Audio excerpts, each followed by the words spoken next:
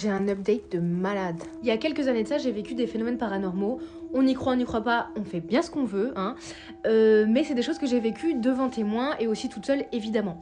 Mais là, j'ai un update de malade mental sur une des anecdotes qui m'est arrivée. Et il faut savoir que dans ma chambre, quand j'habitais encore chez ma mère, j'avais toujours le sentiment que quand je me couchais dans mon lit, on m'écrasait, que j'avais toujours un poids sur la poitrine, que j'arrivais pas à respirer, pourtant je suis pas asthmatique, j'ai pas de problème de respiration, j'ai pas de problème de cœur ou quoi que ce soit. J'avais toujours cette sensation-là, ouais, qu'on m'écrasait, qu'on me prenait à la gorge ou qu'on s'asseyait sur moi, enfin un truc de barjo. Et en plus, il y a quelques fois où j'ai vu des trucs, et notamment une fois, en fait, il faut imaginer que ma chambre, elle donnait sur le couloir. Et donc le couloir, il desservait chambre, salle de bain. Et ma chambre était celle qui était face à la salle de bain. Et une fois, j'étais chez moi, donc dans ma chambre, et j'ai vu, mon Dieu, j'ai vu dans l'entrebâillement de la porte, le bras de quelqu'un me faire ça, me dire viens. Et moi, donc à cette époque, j'habitais donc avec ma mère, mon beau-père et mon petit frère. Donc j'ai pensé que c'était mon petit frère. Donc je suis allée dans la salle de bain, puisque bah, tu m'appelles, j'arrive. Sauf que quand je suis allée dans la salle de bain, il y avait personne. Donc moi, mon premier réflexe a été d'appeler ma mère et de dire « Maman, il y a quelqu'un dans la maison !» La pauvre, elle a flippé, elle m'a dit « Comment ça, il y a quelqu'un dans la maison ?» Elle a cherché partout, il n'y avait personne.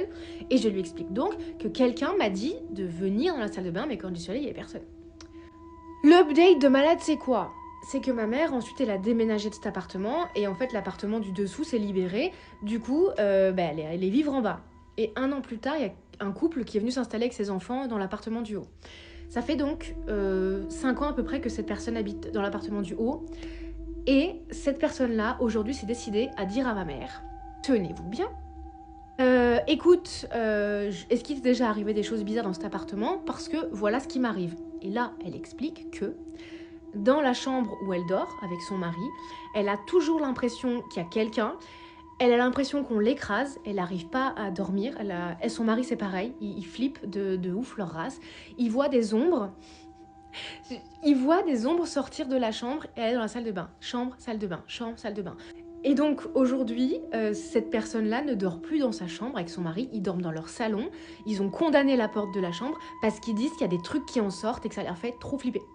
Des adultes de 50, 60 ans ont peur et ferment une chambre et dorment au salon. Je n'étais pas folle.